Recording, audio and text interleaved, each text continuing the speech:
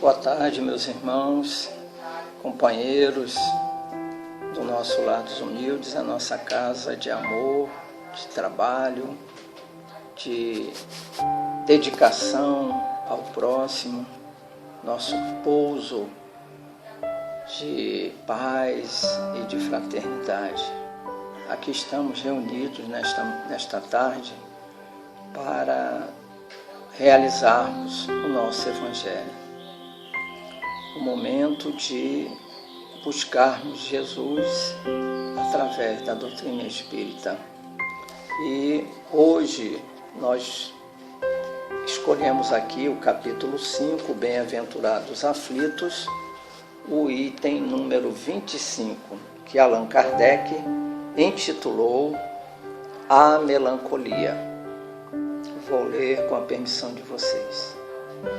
Sabeis que porque às vezes uma vaga tristeza se apodera dos vossos corações e vos leva a considerar amarga a vida, é que vosso espírito, aspirando à felicidade e à liberdade, se esgota, jungido ao corpo que lhe serve de prisão.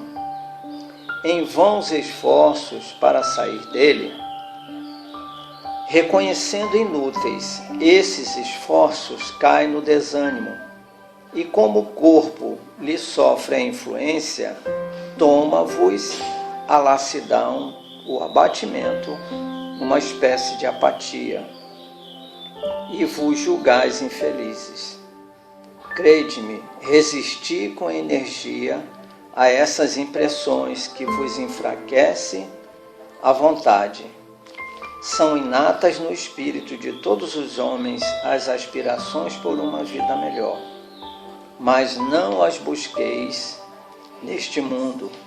E agora, quando Deus lhes envia os espíritos que lhes pertencem para vos instruírem acerca da felicidade que Ele vos reserva, aguardai pacientemente o anjo da libertação, para vos ajudar a romper os liames que vos mantém cativo o espírito. Lembrai-vos de que, durante o vosso degredo na terra, tendes de desempenhar uma missão, de que não suspeitais, quer dedicando-vos à vossa família, quer cumprindo as diversas obrigações que Deus vos confiou. Se, no curso desse degredo provação, exonerando-vos dos vossos encargos sobre vós, desabarem os cuidados, as inquietações e tribulações, sede fortes e corajosos para os suportar. Afrontai-os resolutos.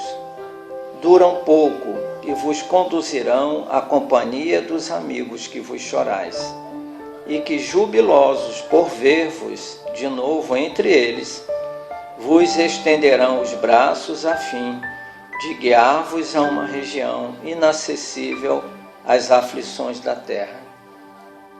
Assinado François de Geneve, Bordeaux.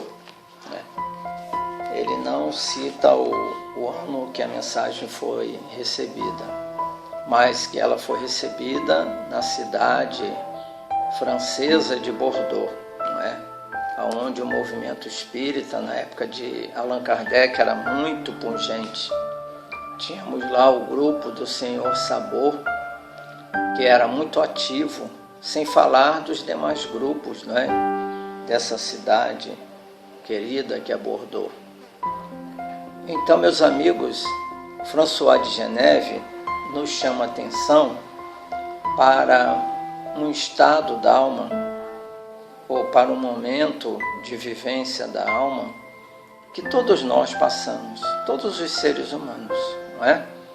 Só que quando nós não conseguimos nos desvencilhar da melancolia, que hoje conhecemos como depressão, e que, segundo alguns escritores estudiosos, é o mal do século XXI, porque da depressão surgem muitos danos para o espírito. E o maior deles é o suicídio. Infelizmente, estamos vivendo época em que o suicídio graça, não somente no Brasil, mas em todo o mundo, a ponto do Conselho Mundial da Saúde, com estudos aprofundados, chegar à seguinte resolução, de que a cada 40 segundos uma pessoa se suicida no mundo. Então isso é muito triste.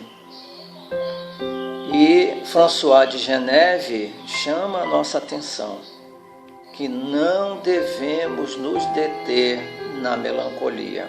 Estou usando as palavras dele da época, melancolia. Porque isso certamente não vai contribuir com nada para a transformação do nosso estado d'alma. Pelo contrário, vai criar mais obstáculos para nós. Porque estudantes da doutrina espírita, que somos todos nós, sabemos que quando nós baixamos a nossa vibração, o nosso estado d'alma, nós entramos na sintonia de espíritos infelizes, de espíritos ex-suicidas, que certamente nos chamarão a uma situação para imitá-los. Não é? Lembro um caso narrado pelo Divaldo, muito interessante, que ocorreu com ele. Não é? Ele conta que quando ele tinha aproximadamente 13, 14 anos, a irmã dele mais velha, chamada Nair, cometeu suicídio. Não é? Porque uma vizinha, que se dizia amiga dela, foi revelar que o marido dela estava traindo-a com outra que residia naquela mesma cidade, em Ilhéus, na Bahia. E ela foi tirar a limpo, foi confirmar e realmente soube, através das próprias palavras da amante do seu marido, que estava ocorrendo. E ela, naquele momento, que era uma pessoa muito calma, muito equilibrada, perdeu a cabeça e, segundo ela, relatando ao Divaldo muito tempo depois, ela aplicou uma surra de sombrinha nessa senhora. E ficou profundamente arrasada com o que fez, com a reação dela. Chegando em casa, ela tomou 2 venenos muito poderosos, mercúrio com cianureto. E com isso ela desencarnou. A mensagem chegou para os pais do Divaldo, que moravam noutra cidade, bem distante, através de um telegrama. Era o meio mais rápido de se levar uma notícia, naqueles idos de 30, não é? E a mãe pede ao Divaldo para ler. O Divaldo, eles não sabiam ler, nem o pai nem a mãe. E o Divaldo então abre o telegrama, que era muito sucinto, porque cada palavra era muito cara na época. O telegrama dizia mais ou menos assim, para economizar: Nair suicidou-se. Pronto. Imagine um pai, uma mãe, um irmão receber essas palavras tão fortes, não é? Tão chocantes. E a mãe pediu para que ele repetisse. Ela não quis acreditar, porque a filha havia se casado com um homem muito rico de Ilhéus, possuía uma fazenda de cacau muito grande, e ela prometera, ao se casar, que ajudaria os 14 irmãos. O Divaldo era o mais novo, se não me engano. E de repente chega aquela notícia trágica do suicídio. Ela então vai à igreja. Ela era católica, de assistir missa todos os dias, quando haviam missas.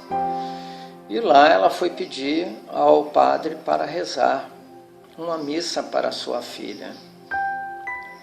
E infelizmente ela ouviu uma resposta que ela não gostou. O sacerdote, né, e não podemos julgá-lo porque ele obedecia a ordens superiores, ele disse para ela que ele não poderia rezar uma missa porque Nair estava no inferno. E quem está no inferno não recebe missas. Era proibido pela Igreja Católica. E ela então disse para ele: quer dizer que Deus não perdoou minha filha? E o sacerdote disse: não. Ela disse: Deus não perdoou minha filha? Se eu, que sou tão atrasada, perdoei, Deus, que é o Criador de todos os seres e de todas as coisas, não perdoa? E ele voltou a afirmar que não. Então ela disse assim, naquela simplicidade de uma mulher lavadeira, cuidando de 14 filhos agora, ela disse: então, a partir de hoje eu não ponho mais os meus pés aqui, porque se esse Deus não é capaz de perdoar minha filha, então eu não devo acompanhá-lo. E o Divaldo disse que depois do velório, do enterro, não é? Muito sofrimento, a vida continuou, como sempre acontece. E ele, já mais adulto, né, conseguiu isso em 45, né, em que ele entrou para o seu primeiro emprego em Salvador, numa empresa de seguro. Esse acontecimento do suicídio deu-se mais ou menos em 1933. E ele estava muito feliz porque estava trabalhando, né, numa companhia de seguros, e ajudar os pais que precisavam muito, né, financeiramente. Quando em agosto, ou seja, uma ou 2 semanas depois que ele começou a trabalhar, a Segunda Guerra Mundial terminou. E com o fim da Segunda Guerra Mundial, houve um impacto nas finanças das empresas, e a empresa que ele começou a trabalhar resolveu pelo meio mais prático, mais rápido, que é a demissão dos funcionários, né? Os empresários sempre veem esse meio como o mais simples, porque não é eles que passarão fome, né? Então é muito fácil demitir para aumentar os seus ganhos. Mas também não entra aqui o nosso julgamento, né? Cada qual sabe aonde mais lhe aperta o sapato. E ele então recebeu aquela notícia, ele que tinha poucos dias de trabalho, foi o primeiro da lista. E ficou profundamente arrasado, mesmo com as palavras do seu chefe de que ele estava indo muito bem, que não dependia dele, sim da autorização dos superiores, que deveriam primeiramente mandar despedir da empresa, melhor dizendo, os mais recentes. Ele ficou arrasado e escreveu um bilhete na máquina de escrever, de datilografia, né? E dizendo para os pais que o primeiro pensamento que veio na cabeça dele foi suicídio. E ele então vai para o local onde naquela época mais se cometiam suicídios em Salvador, que era o elevador Lacerda, que liga a cidade baixa à cidade alta. Ele tem 80 metros de altura. E colocou aquele bilhete com um clípse no bolso da sua camisa e foi para o elevador Lacerda. Lá chegando, ele conta, né, que à frente dele, no caminho, ia uma entidade que ele não via, ele só ouvia a voz. E essa entidade dizia: acabe com esse sofrimento, vai ser fácil, basta você se jogar daqui de cima. Você não vai sentir nada e tudo vai passar. Tudo vai acabar, o sofrimento, tudo vai passar. E no momento em que ele viu que estava sozinho, que ele colocou as mãos na murada para se atirar, ele vê no vazio, né, após o muro, ele viu a irmã dele, Nair, em péssimo estado, muito sofrida, muito assim envelhecida pelo sofrimento. E ela diz: Di, pelo amor de Deus, não faça isso. Ela era a única irmã que chamava ele de Di, os outros chamavam Didi. E ele então desmaia. Quando viu a irmã naquele estado, ele caiu desmaiado, lógico, dentro, né? E quando ele acorda, ele disse que estava numa sala muito iluminada e muitas pessoas vestidas de branco.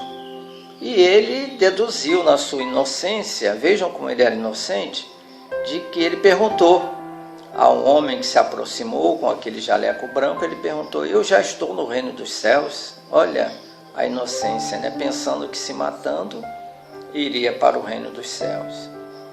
E o homem diz: não, você está no Hospital Municipal de Salvador. Você está bem, pode ir embora. E ele voltou para casa. E ele narra então que a partir daquele dia ele passou a ver a irmã diariamente, naquele seu sofrimento. E ela conversava com ele, contou o motivo do suicídio que ninguém sabia até então, da traição do marido, não é? Do estado em que ela se encontrava por causa dos venenos que ela tomou, e dizendo para ele que nunca pensasse nisso, de jeito nenhum. E ele então retoma a sua vida, segue, não é? Se torna espírita e muitos anos depois, já na Mansão do Caminho, ele tem uma visão com a sua mãe, que já havia desencarnado. E ela dizia para ele: Didi, meu filho, a sua irmã Nair está voltando. E ele disse: mãe, e eu vou poder vê-la? Ela disse: vai, mas não atrapalhe a reencarnação dela. E dias depois, ele estava no seu escritório, lá na Mansão do Caminho, quando chega o porteiro dizendo: seu Divaldo, tem uma senhora no portão, muito magra, uma senhora afrodescendente, e ela segura um embrulho nos braços, cheio de trapos velhos. O Divaldo disse: mande ela entrar, imediatamente, ela deve estar faminta, muito magra. Quando o Divaldo a viu, ele ficou chocado. E conversando com ela, onde ela morava, ela disse que morava no lixão, e ele foi e mexeu naquilo que ela estava segurando nos braços. E quando ele retira os trapos, ele viu que era uma menina, bem magrinha. E ele perguntou: quem é essa criança? Ela disse: é minha filha. Ele disse: qual o nome dela? Ela falou: Nair. Nair? E aí ele se lembrou da mãe. A mãe aparece naquele momento e diz: olha a Nair aí, não atrapalhe a reencarnação dela, repetiu. E ele disse: mas com tanto nome para a senhora colocar, Joana, Maria, nomes assim muito bonitos, por que Nair? Ela disse: porque quando eu estava grávida, eu sonhava muito com um anjo de olhos verdes, uma senhora, que me dizia que ela dizia assim: eu vou entregar a você o meu tesouro. O meu tesouro é esse que está no seu ventre. Cuide bem dela. O nome dela é Nair. Por isso que eu botei o nome de Nair. Aí ele viu que era a mãe que estava conversando com ela antes do nascimento. E ela começou a chorar. Nós vamos morrer, não é? Ele disse: não, por quê? Ela disse: porque o nosso alimento quase sempre eu pego o papelão no lixo, pico em pedaços, boto água para ferver com sal, e quando tem arroz eu coloco um pouco de arroz ou macarrão, mas quase sempre é o papelão com água e sal. Nisso Divaldo já estava emocionado de ver tanto sofrimento, não é? E da nossa parte, tanto desleixo, tanta indiferença, né, com as pessoas que estão vivendo ao nosso lado. Ele disse: não, a senhora não vai morrer, nem ela. Perguntou quantos anos ela tem. Ela disse: ela tem 2 anos, mas parecia ter 2 meses, de tão magrinha que ela se encontrava. E ela tinha aquela deficiência, né, do lábio leporino, que era a consequência do suicídio. Ela, além de ter essa fenda nos lábios, ela tinha o tubo digestivo totalmente danificado. Ele disse: não, ela não vai, nós vamos salvar, vocês vão morar aqui comigo agora. E ele arranjou um cantinho para ela ficar com a Nair.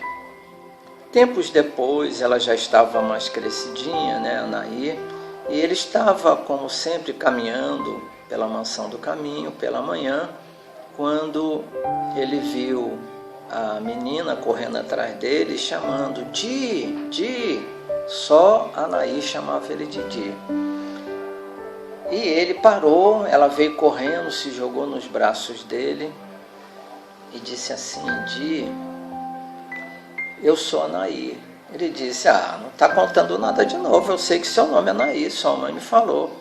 Não, Di, eu sou a Nair, a outra. Ela falava assim com as palavras cortadas, né? Sem o R. Eu sou a outra, a Nair, sua irmã. Eu vou viver muito. Ele olhou para ela assim, muito sério, e disse: não sei, só Deus sabe. E naquele momento ela adormece, e ele disse que ela não mais se lembrou da sua existência anterior. Com 8 anos, ela teve uma pneumonia e desencarnou. Após o regresso dela ao mundo espiritual, ele consultou a mãe: mamãe, e agora, Nair? Ela disse: agora a Nair vai reencarnar para resgatar os 33 anos do suicídio que ela cometeu, que ela teria que viver. Vão ser anos de muito sofrimento, principalmente na parte gástrica, porque ela vai ter que reparar no perispírito o que ela danificou através do corpo físico. E ele disse: eu vou poder vê-la de novo? Ela disse: não, agora dessa vez ela ficará muito distante de você. Não se preocupem em procurá-la, você não encontrará. Então, meus irmãos, aí nós podemos ver os aspectos negativos do suicídio, que, segundo François de Geneve, se nós não cuidarmos da melancolia, nós poderemos entrar nessa sintonia do medo, do pânico, de que nada vai dar certo, está tudo acabado, porque muitas das vezes, na maioria das vezes, melhor dizendo, esses pensamentos são fomentados por espíritos sofredores, que sofrem terrivelmente. Nem sempre eles querem o nosso mal, mas sofrem tanto que encontram alívio em nós e ao mesmo tempo narram mentalmente para nós os seus sofrimentos. E esses sofrimentos juntados aos nossos certamente terão um volume muito maior. Qual a recomendação que François de Geneve nos dá? Mude o pensamento, mude como se estivéssemos mudando o canal da televisão. Vamos pensar em outras coisas, vamos pensar principalmente no bem. Se estiver difícil de orar, de cantar, ligue para alguém. Hoje nós temos o celular, que é muito fácil. Vamos ligar para alguém, vamos ouvir uma voz amiga. E, se possível, meus irmãos, o maior de todos os medicamentos contra a melancolia ou a depressão, como conhecemos hoje, é o trabalho no bem. Aquele que se dedica a auxiliar os seus irmãos em humanidade. Ele não vê melancolia na sua vida, ele não entra na depressão, porque a sua mente está ocupado em aliviar a dor do outro, em aliviar o sofrimento do outro. Eu guardo com muita saudade, um companheiro que conheci lá dos anos 80 no Rio de Janeiro, na colônia de Curupati, de Rancenianos, colônia essa que foi a minha universidade da vida, onde eu vi irmãos que me deram tanta coragem e carregavam cruzes terríveis. E esse irmão é inesquecível, Amazonas Hércules. Olha que nome, Amazonas. Ele era amazonense. Amazonas é o maior estado da nossa confederação. E Hércules, o homem mais forte. E assim era Amazonas Hércules. Quando eu conheci, na década de 80, todo primeiro domingo nós visitávamos aquela colônia. E até hoje eu guardo com muito carinho, com muita saudade mesmo aqueles momentos do primeiro domingo, a parte da manhã. Nos reuníamos no Centro Espírita Filhos de Deus, dentro da colônia, e o Amazonas era o vice-presidente do Centro Espírita Filhos de Deus. O presidente era o Manuel Franco. E o Amazonas, ele já não tinha mais, ele não conseguia mais abrir as mãos porque elas se fecharam e não tinha mais como abrir. E o Amazonas, ele colocava 2 lápis, um em cada mão, e ia para a máquina de datilografia escrever pedidos de medicamentos, pedidos de alimentos para famílias dentro e fora da colônia. E muitos supermercados que o conheciam ajudavam nesse trabalho. Era incansável o Amazonas Hércules. Fazia palestras, visitava os centros espíritas do Rio de Janeiro. Era uma voz encantadora, uma voz forte. E ele, com aquele sotaque amazonense, quando ele declamava, minha gente, dá vontade de chorar. Só em lembrar daquela época em que eu ouvia o Amazonas. Hoje ele está na pátria espiritual, já deve ter uns 10 anos. Eu tenho certeza que o Amazonas hoje é um ser de luz. Porque em momento algum nós íamos, não só no primeiro domingo, às vezes chegávamos lá, nos convidavam para fazer palestra no Centro Espírita à noite.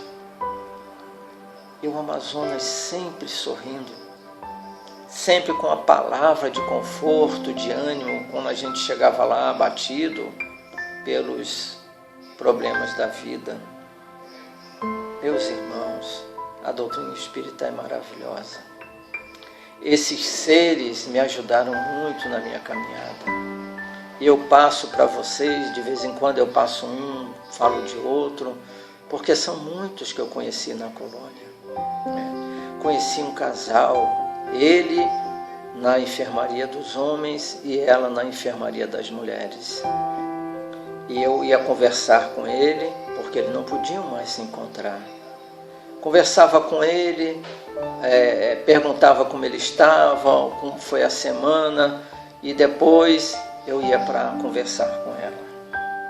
A troca de carinhos, eu era o cupido, não é? Levava o carinho de um para o outro.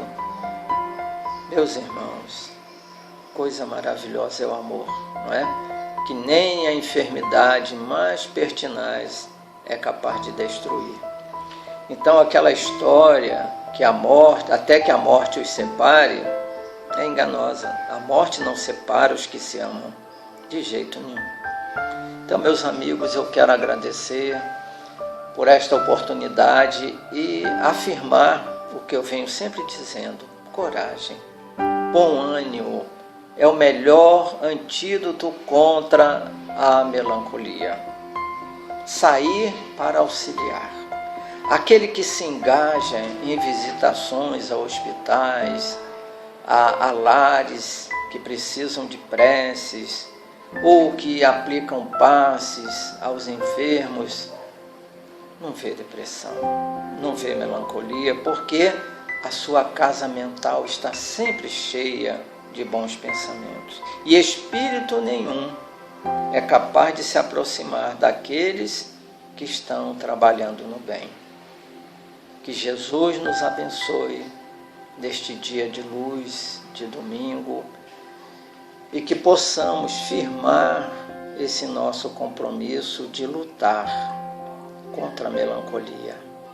E que possamos sempre ser os olhos daqueles que não podem ver, lendo uma página, uma história, seja presencial ou pelo telefone, mas que façamos o que o nosso coração mandar.